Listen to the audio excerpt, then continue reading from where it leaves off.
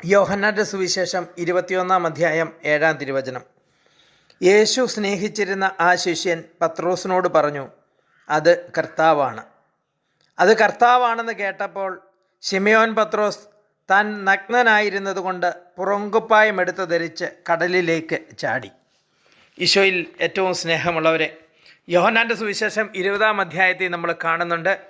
ഈശോ ആദ്യം മഗ്ദലന മറിയത്തിനും പിന്നീട് ശിഷ്യന്മാർക്കും പ്രത്യക്ഷപ്പെടുക. 19 മുതലുള്ള തിരുവചനം, 19 തിരുവചനത്തിൽ നമ്മൾ കാണുന്നു ശിഷ്യന്മാർക്ക് പ്രത്യക്ഷപ്പെടുന്ന ഈശോ.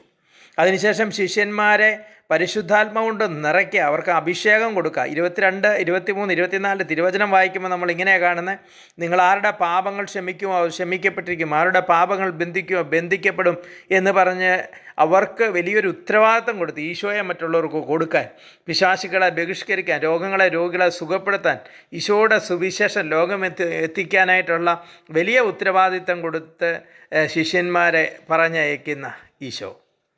എന്നാൽ നമ്മൾ 21 കാണുകയാണ്, തിബേരിയസിൻ്റെ തീരത്ത് വെച്ച് ശിഷ്യന്മാർക്ക് വീണ്ടും ഈശോ പ്രത്യക്ഷപ്പെടുമ്പം ആ ശിഷ്യന്മാരുടെ അവസ്ഥ, പത്രോസും അതേപോലെ തന്നെ തോമസ് അപ്പോസ്തലനും നഥാനിയേലും സെബദിയുടെ 2 പുത്രന്മാരും പിന്നെ 2 ശിഷ്യന്മാരും, ഇവർ 7 പേരിങ്ങനെ വർത്തമാനം പറഞ്ഞ് അലസരായിട്ടിരിക്കുക.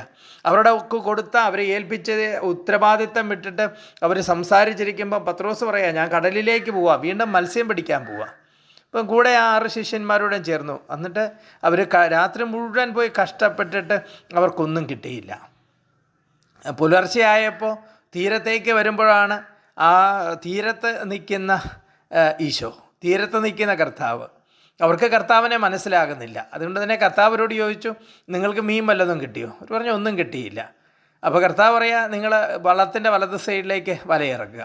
കടലിനെക്കുറിച്ച് നന്നായിട്ട് അറിയാവുന്ന, ആ കടൽപ്പുറത്ത് ജനിച്ച് വളർന്ന് മത്സ്യം പിടിച്ചേക്ക് മാത്രം തൊഴിലാക്കിയ അവരോട് ഒരു തച്ചൻ്റെ തടിപ്പണിക്കാരനായ കർത്താവ് ഈശോ പറയുക, വലത് സൈഡിലേക്ക് വലയിറക്കുക. പക്ഷെ അവരൊന്നും തിരിച്ച് പറയാതെ ആ വലത് സൈഡിലേക്ക് വലയെറിഞ്ഞപ്പോൾ വചനം ഇങ്ങനെ എഴുതിയേക്കുന്നത്, വല കീറുന്ന പോലെ വല നിറയെ മത്സ്യം ലഭിച്ചു എന്നാണ്. ഇത്രമാത്രം മത്സ്യം ലഭിച്ചപ്പോഴാണ് ഈശോ സ്നേഹിച്ച ശിഷ്യൻ ഈശോയുടെ മുഖത്തേക്ക് നോക്കിയപ്പോൾ ആ ഈശോയെ തിരിച്ചറിഞ്ഞത്. അതുകൊണ്ടാണ് പത്രോസിനോട് പറഞ്ഞത് കർത്താവാണ്. പ്രിയമുള്ളവരെ, വചനം 21 7 തിരുവചനത്തിൽ നമ്മൾ കാണുക, അത് കർത്താവാണെന്ന് പറഞ്ഞപ്പോൾ അത് കർത്താവിലേക്ക് നോക്കിയ പത്രോസ് താൻ നഗ്നനായിരുന്നത് കൊണ്ട് പുറങ്കുപ്പായം ധരിച്ച് കടലിലേക്ക് ചാടി. ഈ 6-7 പേര് മത്സ്യം പിടിക്കാൻ പോകുമ്പം എന്താണെങ്കിലും പൂർണ്ണമായ ഒരു നഗ്നതയൊന്നും ആയിരിക്കില്ല. അതുകൊണ്ട് തന്നെ ഞാൻ വിചാരിക്കുന്നു, പത്രോസ് തിരിച്ചറിഞ്ഞത് പത്രോസിനെ ഏൽപ്പിച്ച ഉത്തരവാദിത്തം വിട്ടിട്ട്, അല്ലെങ്കിൽ ആത്മീയ മനുഷ്യനിലെ നഗ്നതയാണ്. ആത്മീയ മനുഷ്യൻ നഗ്നനായിരുന്നത് പത്രോസ് തിരിച്ചറിഞ്ഞു. അല്ലെങ്കിൽ ഈ കുപ്പായം ധരിച്ചിട്ട് എന്തിനാ കടലിലേക്ക് വെള്ളത്തിലേക്ക് ചാടുന്നത്? ഈശോയുടെ അടുത്തേക്ക് വരാമല്ലോ. എപ്പോഴും നമ്മൾ നല്ല ഡ്രസ്സ് ഇട്ട് അതിൻ്റെ മേളിലൊരു ഓവർകോട്ടും കൂടെ ഇട്ടിട്ട് നമ്മൾ വെള്ളത്തിലേക്ക് ചാടുമോ? പത്രോസിൻ്റെ നഗ്നത തിരിച്ചറിഞ്ഞ് വെള്ളത്തിലേക്ക് ചാടി. കാരണം പത്രോസിനറിയാം, ഇനിയും ഒന്നുകൂടെ ശുദ്ധിയാക്കപ്പെടേണ്ടതായിട്ടുണ്ട്. ഒരിക്കൽ കൂടി ഒന്ന് കഴുകി, ഒന്ന് ശുദ്ധി ചെയ്ത്, ഒരിക്കൽ കൂടി ഒന്ന് ഒരുങ്ങിയിട്ട് വേണം ഈ തമ്പുരാൻ്റെ മുമ്പിലേക്ക് കടന്നു വരാൻ. അതുകൊണ്ടായിരിക്കാം പത്രോസ് വീണ്ടും കടലിലേക്ക്, ആ വെള്ളത്തിലേക്ക് ചാടിയത്. പ്രിയമുള്ളവരെ, ഞാനും നിങ്ങളുമൊക്കെ നമ്മുടെ ജീവിതത്തിൽ എത്രയോ പ്രാവശ്യം ബലിയർപ്പിക്കാൻ പോയി, എത്രയോ പ്രാവശ്യം പ്രാർത്ഥിച്ചു, എത്രയോ പ്രാവശ്യം നമ്മുടെ ജീവിതത്തിൽ വചനം വായിച്ചപ്പം, വചനം ശ്രമിച്ചപ്പോഴൊക്കെ നമ്മൾ കർത്താവിനെ കണ്ടെത്തി. പക്ഷെ കർത്താവിനെ കണ്ടിട്ടും നമ്മൾ നമ്മുടെ ആ ഒരു ആത്മീയ നഗ്നത തിരിച്ചറിഞ്ഞോ ഇല്ലയോ എന്നുള്ളതാണ്. പലപ്പോഴും നമുക്ക് ഈ ഒരു ആത്മീയ നഗ്നത തിരിച്ചറിയാൻ പറ്റിയിട്ടില്ല.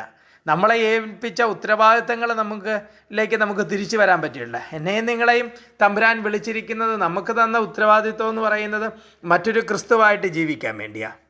ഈശോയുടെ സ്നേഹം മറ്റുള്ളവർക്ക് കാണിച്ചു കൊടുക്കാൻ വേണ്ടിയാണ്. നമ്മളെ കണ്ടിട്ട് മറ്റുള്ളവർ ഈശോയിലേക്ക് വരാൻ വേണ്ടിയാണ്. നമ്മളുടെ ജീവിതം ഈശോ ജീവിക്കുന്ന പോലെ ആകണം. പലപ്പോഴും നമ്മൾ ഈ നഗ്നത തിരിച്ചറിയുന്നില്ല എന്നുള്ളതാണ്. നമ്മുടെ ഉത്തരവാദിത്തം നമ്മളെ തമ്പുരാൻ വിട്ടത് നമുക്ക്, അല്ലെങ്കിൽ നമ്മളെ തമ്പുരാൻ പരിശുദ്ധാത്മാവിനെ അയച്ചത് എന്തിനു വേണ്ടിയാണെന്നുള്ള ആ ഒരു ബോധ്യം, ആ ഒരു തിരിച്ചറിവ് നമുക്കില്ലെന്നുള്ളതാണ്. അതുകൊണ്ട് പ്രിയമുള്ളവരെ, ഈ 2024 ക്രിസ്തുമസിന് വേണ്ടി ഒരുങ്ങുന്ന ഈ ദിവസങ്ങളിൽ പുതിയൊരു വർഷത്തിലേക്ക് പ്രവേശിക്കുമ്പം നമുക്ക് നമ്മളിലേക്കൊന്ന് നോക്കാം. നമ്മുടെ നഗ്നത തിരിച്ചറിഞ്ഞ് ഒന്നുകൂടെ ഒരു ശുദ്ധിയാക്കലൂടെ നമുക്ക് ആവശ്യം. ഒന്നുകൂടെ ഒന്ന് നമ്മൾ കുരിച്ചൊരുങ്ങേണ്ടി ഇതായിട്ടിരിക്കുന്നു. ഒന്നുകൂടെ ഒന്ന് പരിശുദ്ധാത്മാവിൻ്റെ നിറവിന് വേണ്ടി നമ്മൾ ദാഹിക്കേണ്ടതായിരിക്കുന്നു. നമ്മളിലെ അശുദ്ധികളും തിന്മകളും പാവങ്ങളും ഒക്കെ ഉപേക്ഷിച്ചിട്ട് തമ്പുരാനോട് നമുക്ക് പ്രാർത്ഥിക്കും, കർത്താവേ എന്നെ പുതിയൊരു വ്യക്തിയാക്കി മാറ്റണം, ആ പുതിയൊരു അഭിഷേകം എനിക്ക് വേണം, പുതിയൊരു ശക്തി എനിക്ക് വേണം, പുതിയ കൃപ കൊണ്ട് തന്നെ നിറയ്ക്കണം. എൻ്റെ കൃപയില്ലാതെ തമ്പുരാനെ എനിക്ക് മുന്നോട്ട് പോകാൻ പറ്റത്തില്ല. നമുക്ക് നെഞ്ചുകൊട്ടി പ്രാർത്ഥിക്കാം, തമ്പുരാനെ നിൻ്റെ കൃപ അതെനിക്ക് വേണം, നിൻ്റെ സ്നേഹം കൊണ്ട് എന്നെ നിറയ്ക്കണം ദൈവമേ. നിൻ്റെ ആ സ്നേഹത്തിൽ നിറഞ്ഞ് മറ്റുള്ളവർക്ക് സ്നേഹം പങ്കുവെക്കുന്ന ഒരു വ്യക്തിയായിട്ട് മാറാൻ വേണ്ടി, ഈ ലോകത്തിന് വേണ്ടി പത്രോസിനെ അല്ലെങ്കിൽ മറ്റ് ശിഷ്യന്മാരെ ഏൽപ്പിച്ച ഉത്തരവാദിത്തം വിട്ടിട്ട് അവർ മത്സ്യം പിടിക്കാൻ പോയി രാത്രി മുഴുവൻ അധ്വാനിച്ചിട്ട് അവർക്കൊന്നും കിട്ടിയില്ലെന്നാണ് വചനം പറയുന്നത്. ഇതേപോലെ ഞങ്ങളുടെ ഉത്തരവാദിത്തം വിട്ടിട്ട് ഈ ലോകത്ത് എന്തൊക്കെയോ നേടാൻ വേണ്ടി പിടിച്ചെടുക്കാൻ വേണ്ടി ഞങ്ങൾ ഓടി നടക്കുക.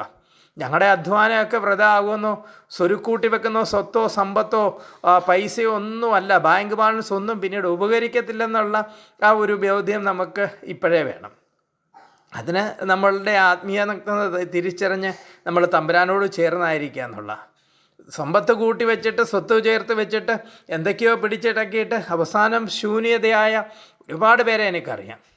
ഞാൻ ഈ വീഡിയോയുടെ കൂടെ അല്ലെങ്കിൽ ഈ ഒരു മെസ്സേജിൻ്റെ കൂടെ 1-2 വീഡിയോ ക്ലിപ്പ് ഇടണമെന്ന് വിചാരിച്ചു. പക്ഷേ ഇതിനകത്ത് ഈ യൂട്യൂബിലൂടെ മറ്റ് ഗ്രൂപ്പ് ചാനലിലൂടെ എന്നെ കേൾക്കുന്നവർക്ക് അത് സാധ്യമല്ലാത്തത് കൊണ്ട് ഞാൻ എൻ്റെ സ്റ്റാറ്റസിൽ അത് 2 ഇടണമെന്ന് വിചാരിക്കുന്നു. നമ്മൾ തിരിച്ചറിയേണ്ട ഒരു സത്യമുണ്ട്, ഈ ലോകത്ത് നമ്മൾ എത്ര സ്വത്തോ സമ്പത്തോ ഒക്കെ കൂട്ടി വെച്ചാലും അതൊന്നും നമുക്ക് ഉപകാരപ്പെടാത്ത, അതൊന്നും നമ്മളെ സഹായിക്കാത്ത ദിവസങ്ങളും നാളുകളും ഒക്കെ നമ്മുടെ മുമ്പിലേക്ക് കടന്നു വരും. ഞാൻ വീണ്ടും പറയുന്നത് 2025 വലിയ എപ്പോഴും സന്തോഷമുള്ള സമാധാനമുള്ളൊരു വർഷമായിരിക്കാൻ സാധ്യത തീരെ കുറവാണ്. വലിയ പ്രതിസന്ധിയിലൂടെ പ്രതികൂലങ്ങളിലൂടെ സുനാമിയും ഭൂകമ്പങ്ങളും കാലാവസ്ഥയുടെ പ്രതികൂലങ്ങളും വലിയ സഹനങ്ങളിലൂടെ ഒക്കെ കടന്നു വരുന്ന ഒരു വർഷമായിരിക്കും. പക്ഷേ ദൈവത്തിൻ്റെ മക്കൾ പ്രാർത്ഥിച്ച് ഒരുങ്ങി നമ്മുടെ പ്രത്യാശയും വിശ്വാസവും ഒക്കെ ദൈവത്തിലാണോ നമ്മുടെ പാത എപ്പോഴും സുഗമമായിരിക്കും. നമുക്കതുകൊണ്ട് തമ്പുരാനെ അടുത്തേക്കാക്കാൻ, ദൈവത്തോട് ചേർന്നായിരിക്കാൻ ഒരിക്കൽ കൂടി നമുക്കൊന്ന് ശുദ്ധിയുള്ളവരായിട്ട് മാറാം. ഒരിക്കൽ കൂടി നമുക്ക് പുറങ്കുപ്പായം ധരിച്ച് ഒരിക്കൽ കൂടി തമ്പുരാൻ്റെ ആ വേറൊരു ക്രിസ്തുവാകാൻ വേണ്ടി, ആ ഈശോയുടെ സ്നേഹം കൊടുക്കാൻ വേണ്ടി ഒരിക്കൽ കൂടി നമുക്കൊന്ന് ഒരുങ്ങി ഒന്നും കൂടെ നമ്മളിലേക്ക് ആ തമ്പുരാൻ്റെ വലിയ കൃപയൊന്ന് നിറഞ്ഞ് അഭിഷേകം ഒന്ന് നിറഞ്ഞ് നമുക്ക് മുമ്പോട്ട് പോകാം. ഈശോ എല്ലാവരെയും ഒത്തിരി അനുഗ്രഹിക്കട്ടെ. ആമേൻ. Praise the Lord. ഹല്ലേലൂയ.